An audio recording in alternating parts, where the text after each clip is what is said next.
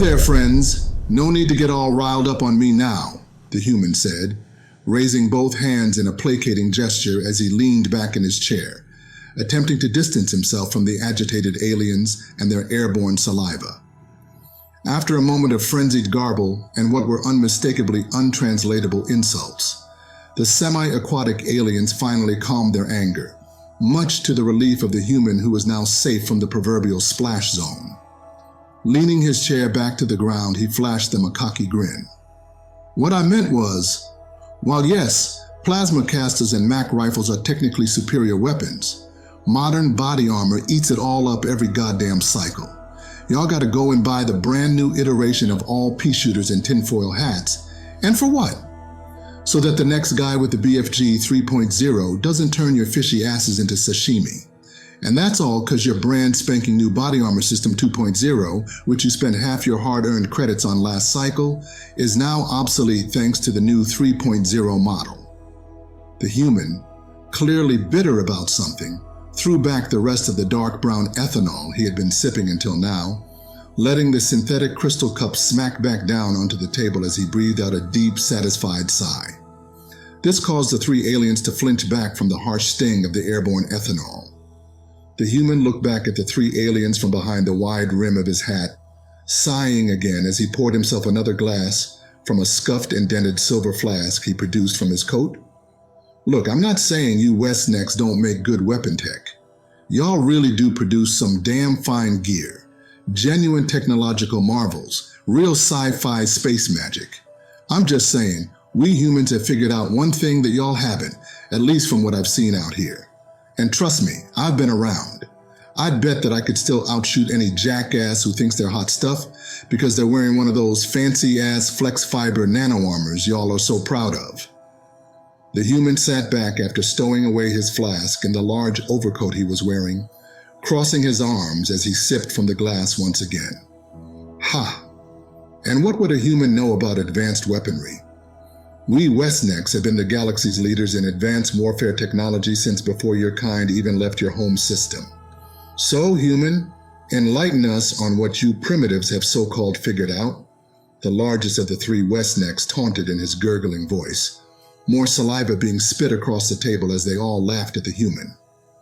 The human, in turn, simply sat casually, his arm extended away from the table to save his drink from any unwanted mixers falling in. Well, he said with a smirk, if you really want to know.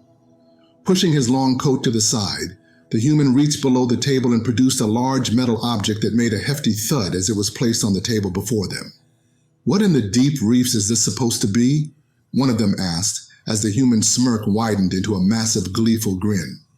Why, gentlemen, what you see before you is a one-of-a-kind, customized Smith & Wesson 2153 double-action revolver sitting at an impressive 2.5 pounds of modern ultra-lightweight stainless Martian alloy with a beautiful 6-inch barrel. The human picked up the weapon and removed a large cylinder of what was clearly some sort of primitive ammunition. But this is what really makes her special. A .50S and W700 grain armor-piercing depleted uranium bullet, all wrapped up nicely in this here nano-forged cartridge. And it doesn't stop there. The human loaded the cartridge back into the massive gun, snapping the cylinder closed with the flick of his wrist.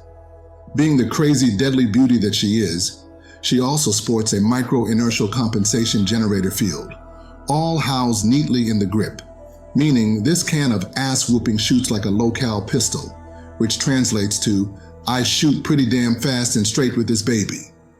The human finished his presentation and slid his piece back into the holster at his hip, still grinning at the three silent aliens. At least they were silent for about 3 seconds before they burst into roaring laughter at the human's expense once again, who was now very clearly unamused and disappointed at their reaction as their saliva hit his face. A powder-based gun? One scoffed. Did you seriously just claim that a primitive and useless thing like that can do anything to our advanced tech? Oh, you poor, stupid primitive. If your kind truly believes that, then I don't think any sane species will vote to let you into the Federation Council. In fact, I don't think they would anyway. Their gurgling laughter roared even louder as the human wiped the spit off his face. making sure to place a hand over the top of his drink after a few long moments. The three aliens calmed back down, and the human spoke once again. Laugh all you want, but your body armor tech is designed to absorb and dissipate heat from plasma-based weapons, not kinetic impacts. And the personal shields are only calibrated against Mac rifle rounds that are moving at ridiculous speeds. Nothing quite like what I've got here, the human said, patting his holster and shrugging. The largest Westneck laughed again. You honestly think that, don't you? He began, but his words were cut off as the door burst open. The hulking frame of a Ferraris charged in, knocking down a terrified bystander in the process. Move aside, whelp, before I rip you to shreds, it snarled.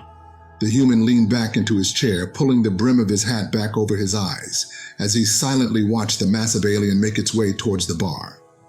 He noted the all-too-familiar trophies hanging from its neck, the crowd parting in fear of incurring the wrath of the galaxy's strongest and most brutal species, who also happened to be wearing the latest full-body nanofiber combat armor, a truly terrifying sight for most species. As the Ferraris passed his table, the lone human shifted his seat into the path of the beast at the last second, causing him to spill his drink onto the leg of the Ferraris. Oops, the human said as he stood. Sorry there, bud. Didn't mean... His voice was cut off as the Ferrari's claws gripped around the human's neck, causing his hat to fall to the ground. You sub-sapient creature, you dare? I fought and killed countless of your miserable kind before. What's stopping me from ripping your throat out? It boomed. Let me hear you beg for your life, and maybe I'll grant you a quick death, the beast said, leaning down to flash his massive razor-sharp teeth in the human's face. An audible click rang out in the deafening silence as the human looked up into the eyes of the monster and grinned. Are those level 4 plates? He asked. What the? The Ferraris was cut off as a boom echoed through the confines of the small bar, causing many of the more sound-sensitive species to cover their ears and cry out in pain. Razor-sharp claws released from the human's throat as the Ferraris staggered backward, gasping as green blood spilled to the floor from a gaping hole in its stomach. Impossible! It cried in pain and sheer disbelief. How could a human... How? It bellowed before coughing up blood and falling to its knees, now looking up at the small human as he casually picked his hat up off the ground and looked down at the beast. Countless, huh? The human said as he leveled his six-shooter at the Ferrari's head. Seems you never fought an American before, have you? Another boom thundered through the bar as the back half of the Ferrari's head disappeared, gore erupting outward like a volcano. In the ringing silence that followed, the human looked around at the terrified patrons, all staring at him. Flashing a toothy grin at the three Westnecks still frozen at the table, all of them went noticeably pale at his cool gaze. Holstering his weapon, he reached into his coat for a device that everyone in the bar instantly recognized as a bounty puck.